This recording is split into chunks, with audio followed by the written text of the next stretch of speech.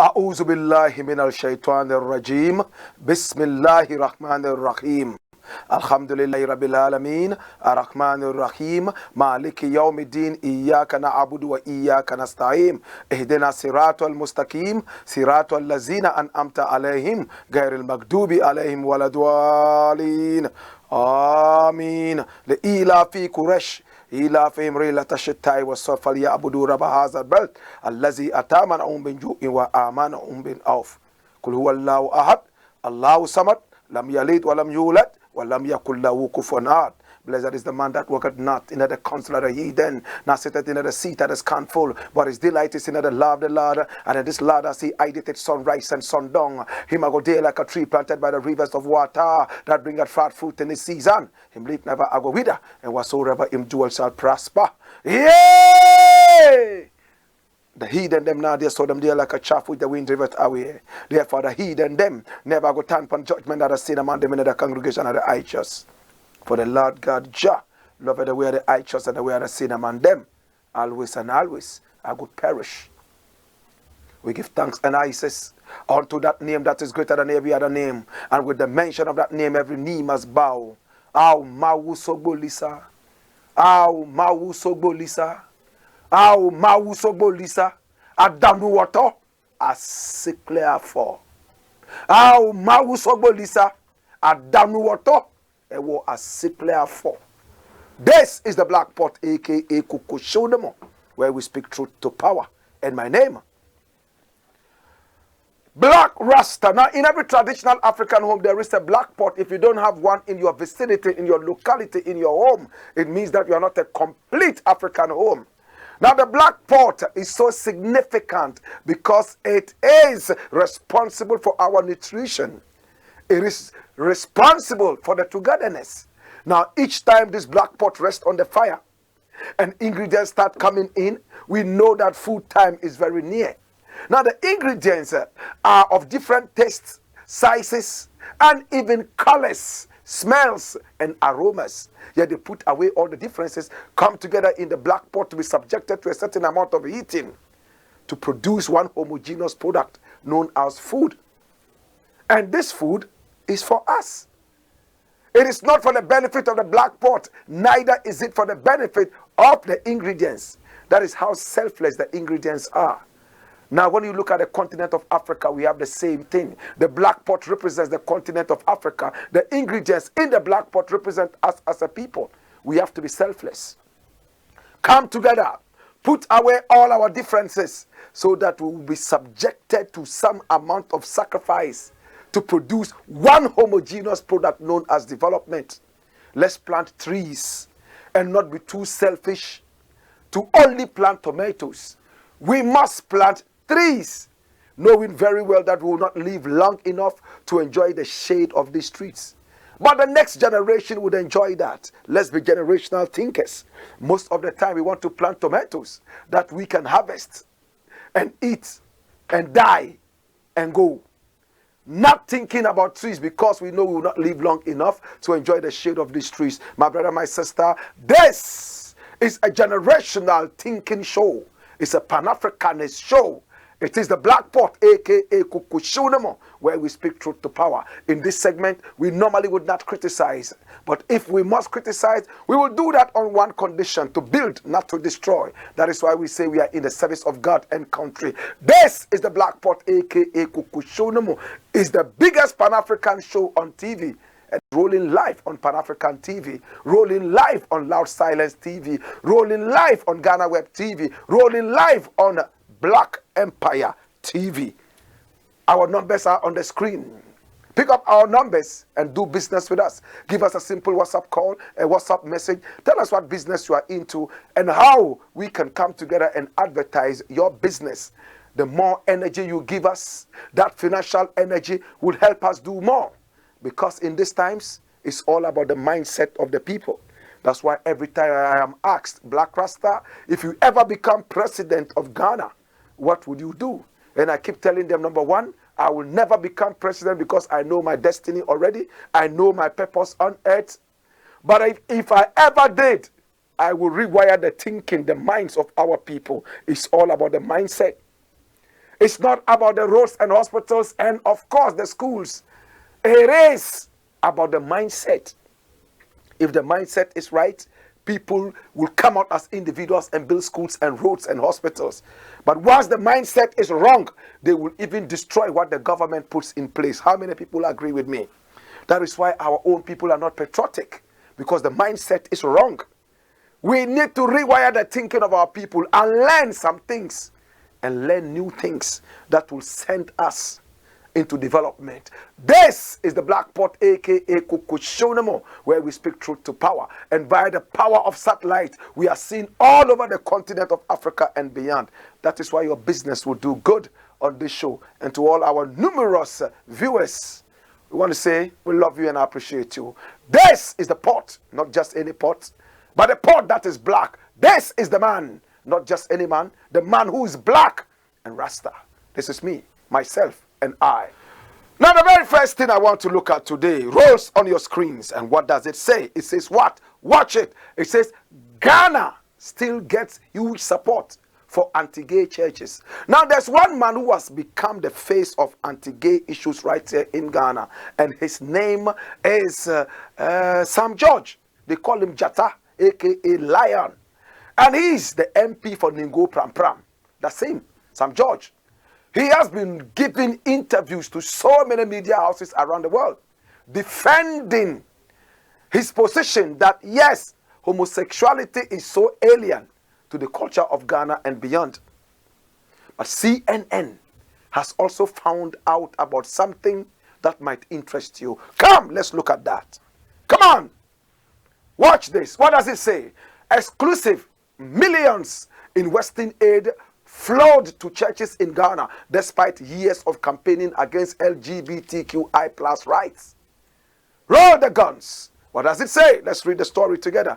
It says an exclusive CNN investigation has found that some Western governments have pledged to support LGBTQI plus rights, have also funded supporters of a controversial bill in Ghana that could introduce harsh sentences for advocating for sexual and gender minorities' rights. In the 5 years up to 2021, at least $5 million American dollars in aid from Europe and the US went to projects run by or benefiting churches in Ghana, whose leaders have backed the bill and have a long track record of anti-LGBTQI plus statements and activities, according to CNN's analysis of financial data and communication with the donors. There is no indication the funding identified went to any explicitly anti-LGBTQI plus activities. However, these religious organizations are now pushing for the anti-LGBTQI plus bill introduced last year and officially known as the Promotion of Proper Human Sexual Rights and Ghanaian Family Values Bill to be made law. Did you hear that? We continue.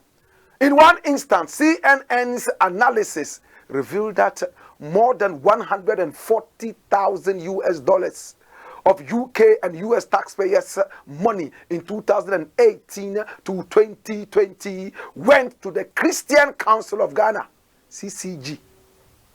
An association of 29 churches and Christian organizations, which in 2020 said, as we indicated in times past, our cultural norms and religious values as a nation do not support LGBTQ rights.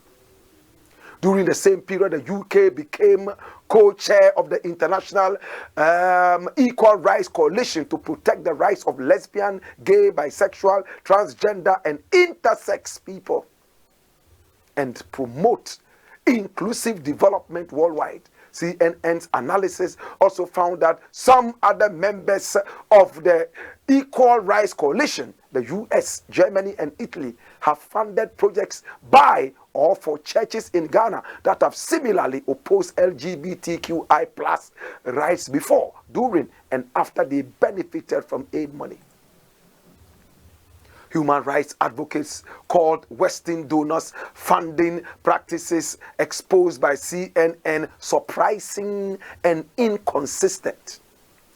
It's like stating you are going to go green and then funding the petrol industry, said Nail Data, exclusive executive director of the European Parliamentary Forum on Sexual and Reproductive Rights. Donor agencies need to be more aware that sexual and reproductive rights are contested issues and make sure that they are not inadvertently funding the organizations who are working against some of their other objectives. He said, calling for stricter background checks on potential grantees. My brother, my sister, it's a long story. But the long and short of the whole story is simple. The West is funding some churches in Ghana and some organizations who are supporting the bill in Parliament brought up by some George and some other people. And this is the anti-gay bill, aka the promotion of good sexual values of the Ghanaian people. My brother, my sister, in the past, Sam George has become a huge spectacle, noted and fingered as an anti-gay or homophobic person. He has defended himself time and again. Today, my brother, my sister, churches are benefiting from countries that support homosexuality. Some of these taxes are coming from homosexuals and lesbians. The churches take that and they don't care. Remember, I have said this time and again. You hate homosexuals, you don't like lesbians, yet you love their money. Come, let's talk about it again. Come here. You hate homosexuals, hate lesbians, yet you take the money of lesbians and homosexuals. You love their money. It's like a Muslim who says that I hate pork. I do not want to be part of eating pork. Yet you have a business that sells pork. It's like the Rasta man who says that he's vegetarian. In fact, vegan. He has nothing to do with animals and animal products in terms of food or consuming that. And his shoe is a leather shoe. His belt is a leather belt. In fact, the hat he's wearing is 100% snake skin. What kind of a Rasta vegan are you? My brother, as long as you protect animal rights, you should not wear a belt made from animal skin. You should not wear a necklace that is made from a cow horn. As long as you say that you are vegan, because you are an animal rightist, then you must never ever be seen wearing shoes made from animal skin. True? It's the same thing they are saying in this. It's like saying you want to go green, then you are sponsoring the petrol business. And the petrol industry depletes the ozone layer. Yes, by bringing out a lot of fumes that destroy the ozone layer, carbon monoxide, and more. Let us look at this carefully. The churches say the Bible that they all love and respect is against homosexuality. In fact, Muslims even say that their faith says kill homosexuals. Then you will see mosques that are going looking for money from homosexuals. Thankfully, no mosque was mentioned in this. But the Christian churches hypocritically would go after the money of homosexuals and lesbians who they hate so much and don't want to see. My brother, my sister, I have said this time and again, and I'm going to repeat it. In our country, our laws are so direct and straight about homosexuality. If you are a homosexual and you are caught in the act, you go to jail. Until these laws are repealed, that is what we agreed as a nation to look at. That is what we agreed will govern us as a people. So in this sense, as long as it is not repealed, we all have agreed that that is what it is. Anybody who breaks it would have to suffer a certain punishment. That's what it is. It can be repealed anytime. It can be dealt with at any time. But we must come together to the right channel to deal with that. As long as we have not done that, we must respect our laws. So if the president is running around Europe and America begging for money to come and build a Christian cathedral for himself and his own ego, and it's gays and lesbians who are donating the money, what kind of a president is that? That Christian cathedral is going to come and preach against homosexuals and gays. That is why when Muslims are building their mosques, I have not heard one Muslim mosque go around looking for money from gays and lesbians. But the Christian churches do. And it's very much unfortunate. Now with this report, the grants and the aid will be cut down. The next thing is that the churches will start to go broke. Now some of them will start preaching that homosexuality is not that bad. And then the next thing is that these donors are going to start saying, if you want us to give you money, then you must accept it. The same way it is happening to so many countries in Africa. Listen, if we want to accept homosexuality, we must accept it unconditionally. I'm choosing my words carefully. We should never ever be pressured by any human being. We should never ever be pressured because somebody has to donate something to us and giving us conditions. So we decide that we'll accept the conditions and accept something that we are not ready for. I'm speaking tongue in cheek. Now all the churches that have been going to these governments and taking money in terms of grants and aid and all that, if you did not know, then you should know it from now. That any country that you take aid from that supports homosexuality, their money that you take, you are endorsing the homosexuality in the country. It's like me. I don't eat animals. I will never go to a butcher who makes money from killing animals to borrow money or ask for help. My conscience will not serve me right. I will never go, my brother, my sister, looking for support from people who do things that I am against. Let's think about it carefully. All the churches taking government grants from countries that have legalized homosexuality, and all the countries in Europe have. Apart from the Arab countries, all the countries, my brother, my sister, around the world, 98% of them, except Africa, my brother, my sister, have accepted homosexuality. Even in Africa, South Africa has taken the lead and accepted it. We have to be really careful. We are a sovereign country. We must make our own decisions. We must never allow any pressure to make us accept things that we are not ready for, things that are alien to us. We must stand firm. Be independent. If you are financially independent, nobody can toss you around and force you to accept things that you are not ready for. For instance, in our country, polygamy is something that is rife.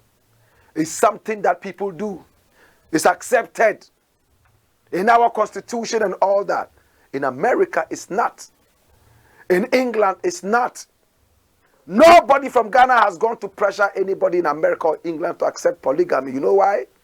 Because we do not have the financial muscle. But they have it. They can push their agenda. When is Africa really going to be free? When is Africa really going to be free? This is the Blakk Pot, aka Kukushonomo, where we speak truth to power. In this country, my brother, my sister, very interesting things happen. The churches are going to begin to go broke. Watch it. Because the aid and grants are going to stop coming from next year. And then their preaching will change. Then they will compromise things. And then they will accept things. And then they will put pressure on their members to do things. All because of Nokofio Nigbomobaye. Something small for the boys. When you do that, you have totally sold out your birthright. If you want to accept homosexuality, accept it because you want to accept it and you are ready for it. Please, I'm speaking on principle. I'm speaking on principle. Never accept anything because somebody is financing you. Then you have sold your birthright. Next time I'll go deeper into this in the interim. This is where I leave it. Dash it away, make we deal with the next thing. Next thing I want us to look at today. Come. Cedi appreciates. Prices remain inflated. Did we go or did we come? The Cedi has appreciated. A couple of weeks ago, it was $1 to 15 Ghana cedis. Now it is $1 to about 10 Ghana cedis. It keeps coming down, yet the prices remain the same. When it was $1 to 15 Ghana cedis, prices skyrocketed. People were crying. Now it has come down, but the prices are remaining there. I can give you reasons. Number one, the people are unpatriotic. Number two, they are greedy. Now the third thing I will say about this is ignorance and wickedness, all combined. My brother, you go to the fuel filling stations to get fuel. The dollar rate went so high, so they increased the prices. Now, the dollar rate has gone down. The prices are still up there. What kind of a human being are you? And to make it worse, listen to what GPRTU is saying. Listen. Come!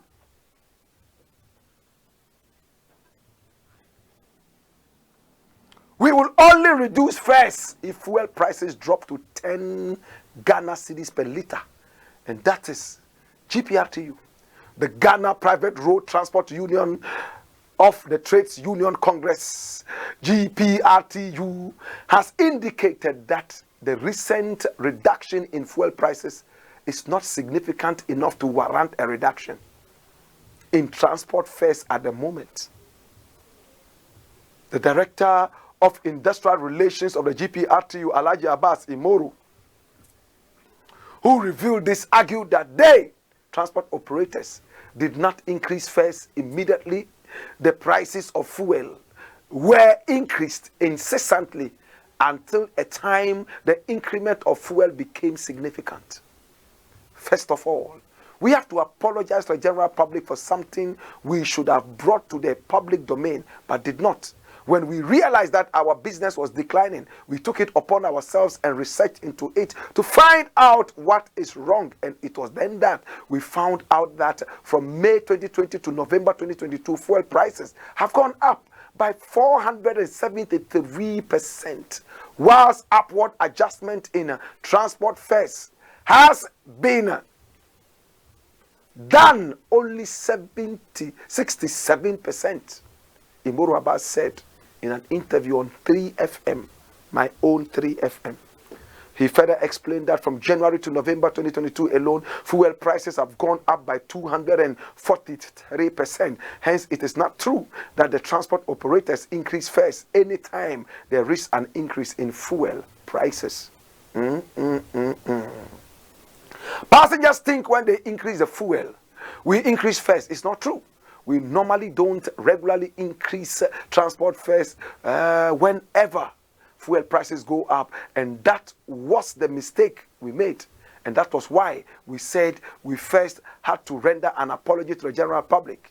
If we had come out early with this analogy, I don't think passengers would hold us responsible for increasing lorry fares anytime there is increase in fuel prices.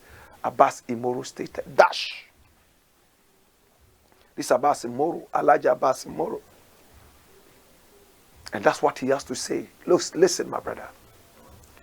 Elijah Imoro says they increased fuel prices several times and they never responded by increasing fares until it got to a point it was so high they were losing out.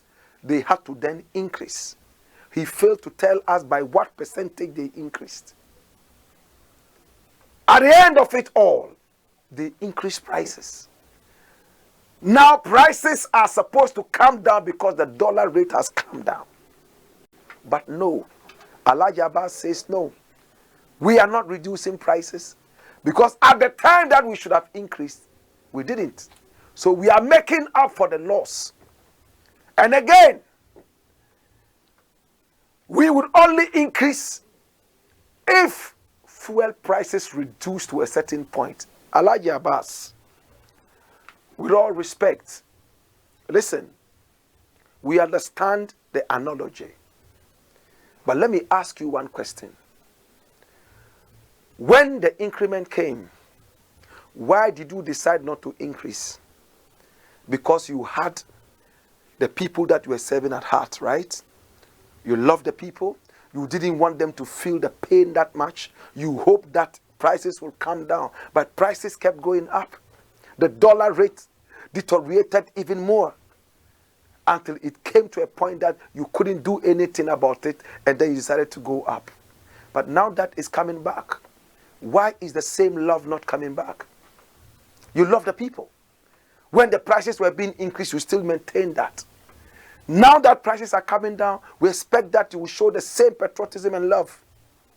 Listen, until the people are ready to sacrifice, this nation is not going to work. Until the people take their eyes off profit, we are going to be living in a socialist environment that is very, very capital-minded. Very, very capitalist in thinking. Everybody is crying. Petrol prices are increasing. Now dollar rate has gone down. Fuel prices have gone down. And people said, well, it's not significant enough. We are not going to go down. Where is the patriotism? Where is the love for the people? Tomato sellers are refusing to reduce prices. The prices are there. They don't care. If we continue like this, we are going to be tickling ourselves and laughing. Even the IMF program they are bringing in will be a mockery. And in this country, that is what I've observed about our people. When you raise a price to a certain point, it hardly comes down. You can bring God and bring his angels to bring down the price. It won't happen. They are used to that price and they will continue putting it there. That is why it is very prudent that we maintain our economy with common sense. Our people need education. Our people need to understand that when prices rise everywhere, we are killing ourselves. Now, these GPRTU people who are not ready to reduce prices, they will make the money, but the money will be swallowed in other things that they buy. But if they all decide to bring down the price, then we all would enjoy a certain level of decorum. I don't know how many people understand this. When you say you will reduce the price, the woman selling the fish sits in the trotro. She's paying high. When she arrives, she would want to recoup it. She would increase the cost of the price. Now you will make your money from the fish seller. In the evening when you are going home, you want to buy fish for wifey. So you go to the same fish seller who you took so much money from. And then you buy the fish at a higher price because she's also increased it to make up for the cost that she incurred when she sat in your trotro. You will pay the money that you got. You've given back the same money to this person or even more. Why didn't you just reduce it so the whole country will benefit from that? It's education. And we need to go into it, brethren. Or else, listen, $1 was equivalent to 1 Ghana cedi. Today we are jubilating that $1 is equivalent to 10 Ghana because it fell from 15 Ghana to 10 Ghana, so we are happy. No, sir. It's mediocrity. It's mediocrity. We need to look at that. If our independence will make a meaning, we must have economic independence. On this note, when we return, we would have more. But I have a quote that will match with this. What is inflation at all? What topic are we looking at? Bring it back. What are we looking at? It says what? What does it say? Watch it, man. It says what? Cedi appreciates. Prices remain inflated. That's it. What is inflation? Watch what it is. Hey! Wayo!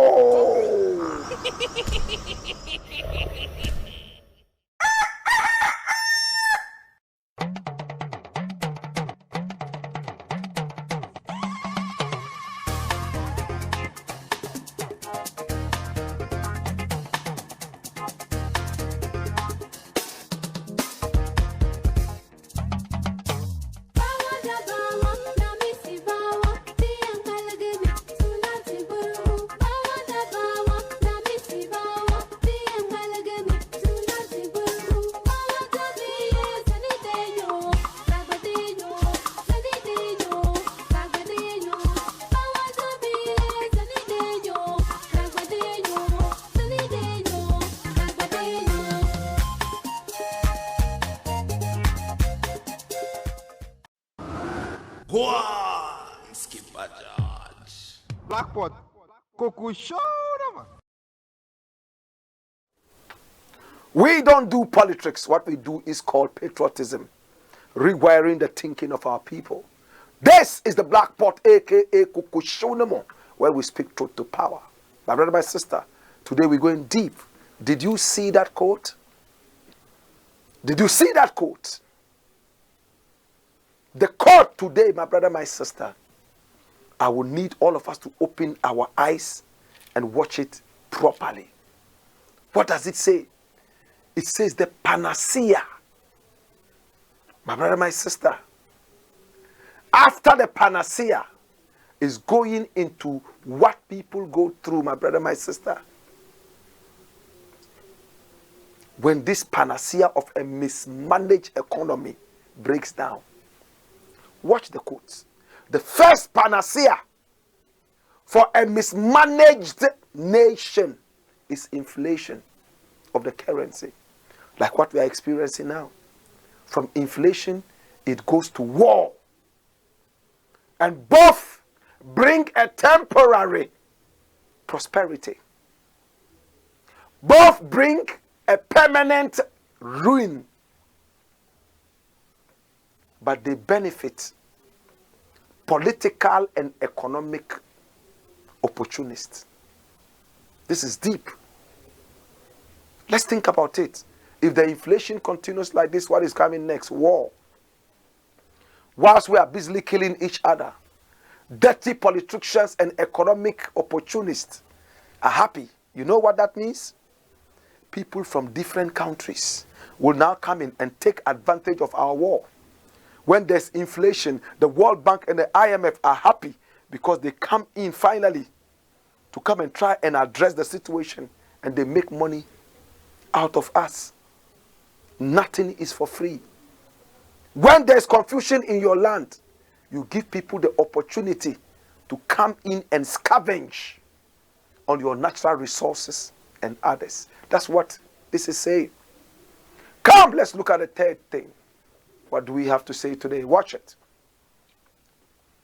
Quick! South Sudan president takes country to the loo. Jesus. You know what the loo is? Where you would go and, Now, who is the president of South Sudan? Look at him. We all know this face, right?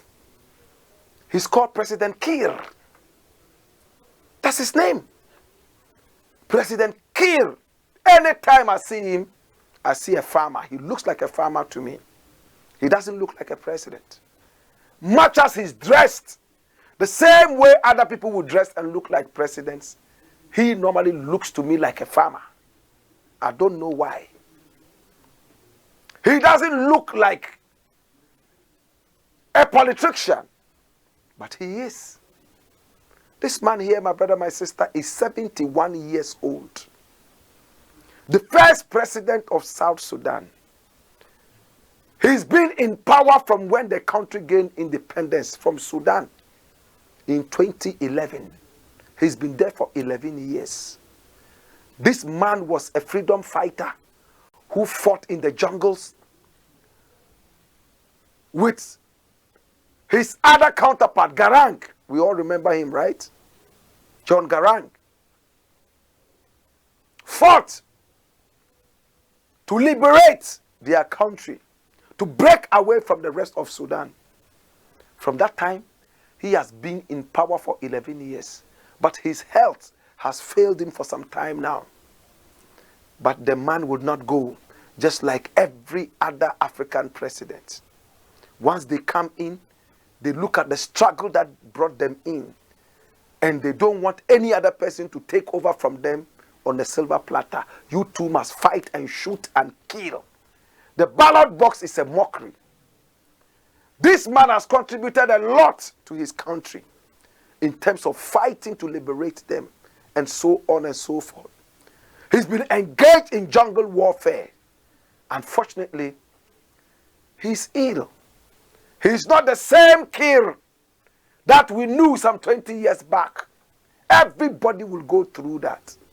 But he's refusing to step down. Just like our finance minister here in Ghana.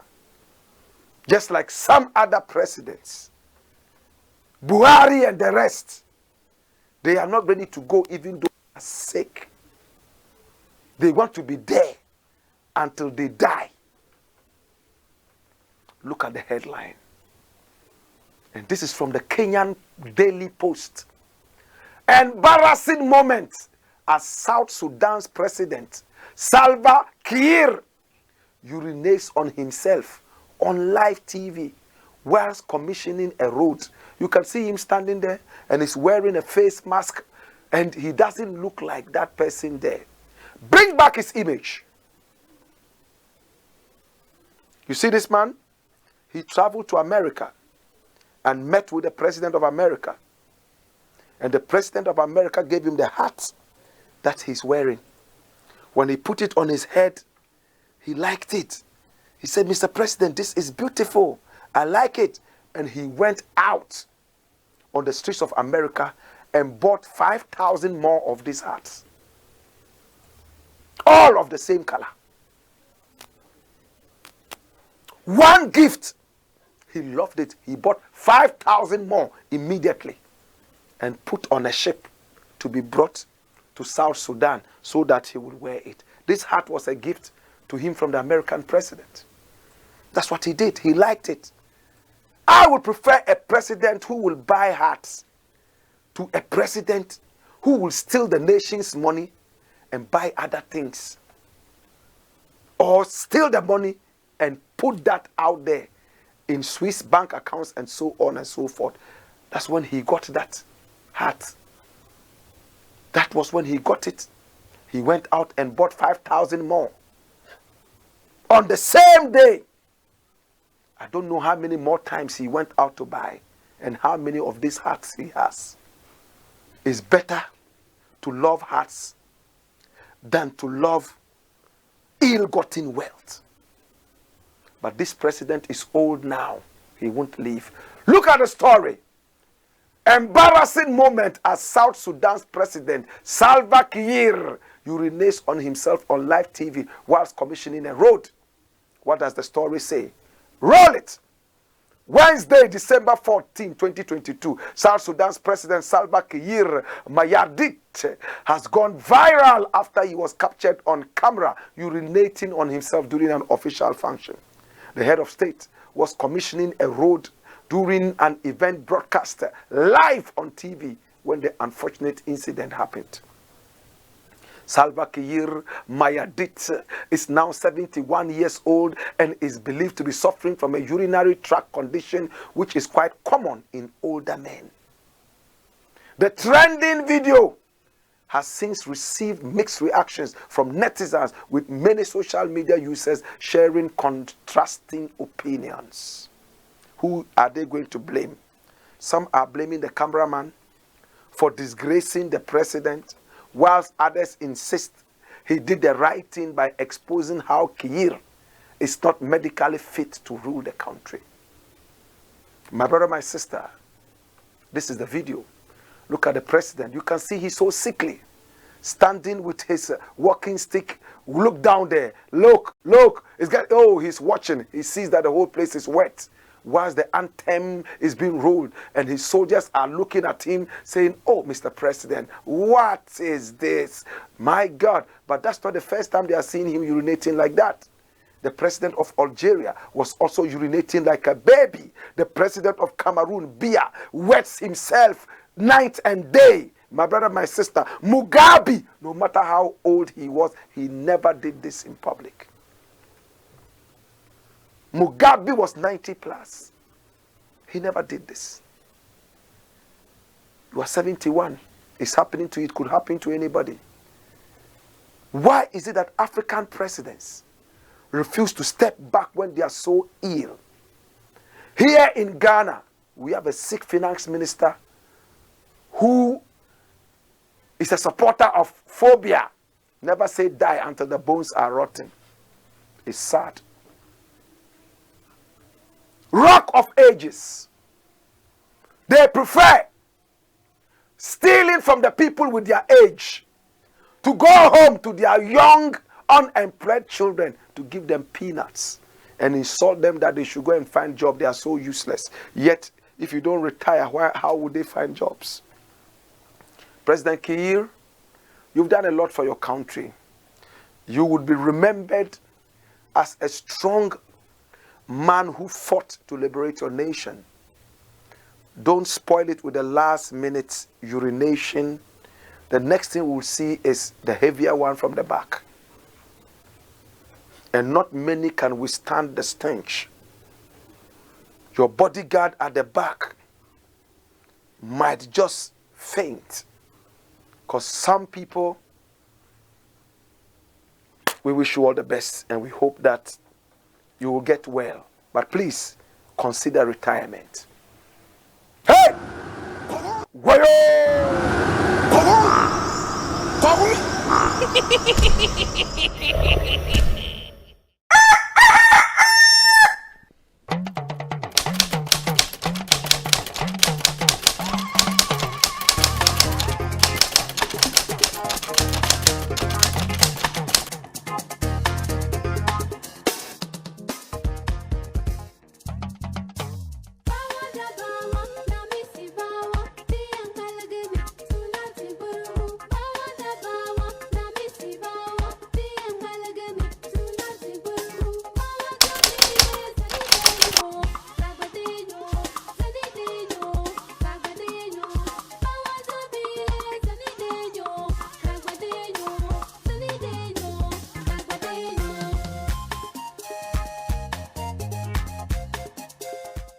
Skipper George.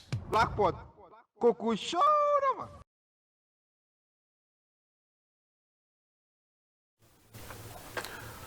This is the Black Pot, aka Kukushonemo, where we speak truth to power. And my name, Blakk RASTA. Next thing I would like to look at. Come! Begging presidents wants begging to stop. Who is this begging president? Don't tell me it's the guy that I know. Oh, Jesus, have mercy. When this man wanted to be president, he sat in the trotro with us, public transport, and drank calipo, just like the average Ghanaian, not knowing he was just fooling us. Today that he's president, he cannot even sit in a decent dining hall that we will consider decent. He has to eat in the air. He's in the plane, taking a shower in the plane, eating right in the different kinds of meals. This is a very hypocritical president, full of lies. This president is called Nana Akufo-Addo. This was the president who stood in front of the French president and told him in his face that Africa is beyond aid. And that he was embarrassed that Africans still go out there asking for the benevolence of the French taxpayer. This man is full of words, empty words. No action. I have lost it all for this man. Lies. This man. When I was growing up, if they had told me that one day I would speak like this to old men, I would say it's a lie. Because I was brought up in a very traditional environment. But when the lies become too much, we would have to come out. The Dagombes have a saying that I like. They say, when the dog lies down unconcerned for the goat to bark at a stranger or a thief, then the disgrace is the disgrace of the dog. Bayidoya kabuwa resana bavimbala. Our old men have let us down. Now they call the younger ones people who have no brains but coconut heads. They believe they are the only people who can rule because they are the epitome of wisdom. Yet their wisdom is nothing but buffoonery. It's sad, my brother. What is Mr. President saying? And this is coming from the graphic, the national communicator, the state newspaper. It says, President Akufo-Addo urges Africa to stop begging. Come. Ghana's president, Nana Akufo-Addo, has said that African countries must wean themselves off begging the West to earn global respect and change poor perceptions about the continent. I like that. If we stop being beggars and spend African money inside the continent, Africa will not need to ask for respect from anyone. We will get the respect we deserve. If we make it prosperous as it should be, respect will follow. Mr. Akufo-Addo said, and he made the remarks during the opening of the U.S. Africa Leaders Summit in Washington, D.C. Holiday. Please look at the last paragraph again. Last paragraph.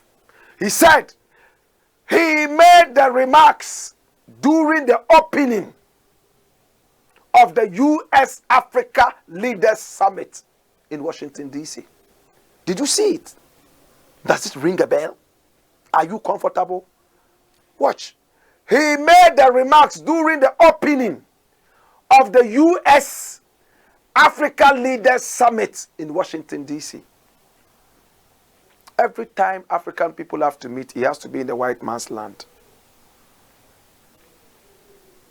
I have never heard that there was an all-American People's Summit that happened in Africa. Never heard that all European Summit happened in Asia. But every time, like morons, our leaders are quick to go to America and sit down, enjoy the snow, and tell their secrets, speak big English, and come out like Nana Akufo-Addo does. Dash it. Mr. President, you have told too many lies. You have made serious motivational speeches, but all your secrets, all that you have said, all your speeches have done nothing to uplift the people. Look who is talking about begging. You are now going around begging for money to build your dirty cathedral. You are on the hilt of the IMS, begging them to give you a loan. A couple of days ago, your government was celebrating debt. DEBT. Your government was celebrating a loan that has not even been given yet. You go around saying that we should stop begging. Of course, we must stop. But walk the talk, Mr. President. You will go down in history as the worst president this country has ever had. A talkative president who never walked the talk. Empty president. A president who should have never been president. I leave it here. Dash it and bring the next thing. Parliament blocks S at the end of block. Parliament blocks cathedral funds. Come! You see? We're just talking about the cathedral. A couple of days ago, they were at Ochehini's palace, begging that they should help finish the cathedral. And Ochehini, all he could say, oh, let us all gather money and build the cathedral to save the president from disgrace. Can you imagine this? Disgrace in whose eyes? Hey! Do you know how you can save the president from disgrace? Do you know? Let the economy be good. Let him fulfill his campaign promises. Cathedral was not one of his campaign promises to Ghanaians. The disgraceful one district, one factory, you haven't seen that. That's not a disgrace, right? The disgraceful things that the president promised he would do and never did. That is not a disgrace to Ochehini. The cathedral is all that they are thinking about. What a country of less minds. What a country of little minds. The president is a walking shame. The president is nothing but a bouquet of shame. Ochehini says, save him from shame by building the cathedral. My brother, free SHS is in limbo. People are fed with food that cockroaches would even refuse. When you look around Ghana, the economy has gone terrible. That is no shame. In the dictionary of Ochehini, the cathedral is all they are looking at. What a shame. Well, Parliament has blocked it. Parliament suspends approval of 80 million for National Cathedral. And what does it say? Come! The Trades and Industry Committee of Parliament has put on hold the approval of 80 million Ghana cedis allocated for the construction of the National Cathedral. The allocation, which was made to the Ministry of Tourism, has failed to receive endorsement by the committee because members want more answers from the sector minister. According to the Tamale Central MP Murtala Mohammed, who disclosed this to Joy News, until the committee is satisfied, they will approve the ministry's estimate without the funds allocated to the National Cathedral. Dash. You see this country? Misplaced priorities. You are running to the IMF. You want the IMF to bail you from this deplorable condition. And you are still thinking about a cathedral where people have to go and shout and whatever. My brother, my sister, it's sad. Who created us at all? Dash. Anyway, we'll leave it here. My name is Blakk RASTA, and I want to say thank you so much. I appreciate you and I love you. To God be the glory. We've already had a press release where we have returned all those awards and all that. I see them as bought awards. I don't want to be part of that. Hey! Wayo!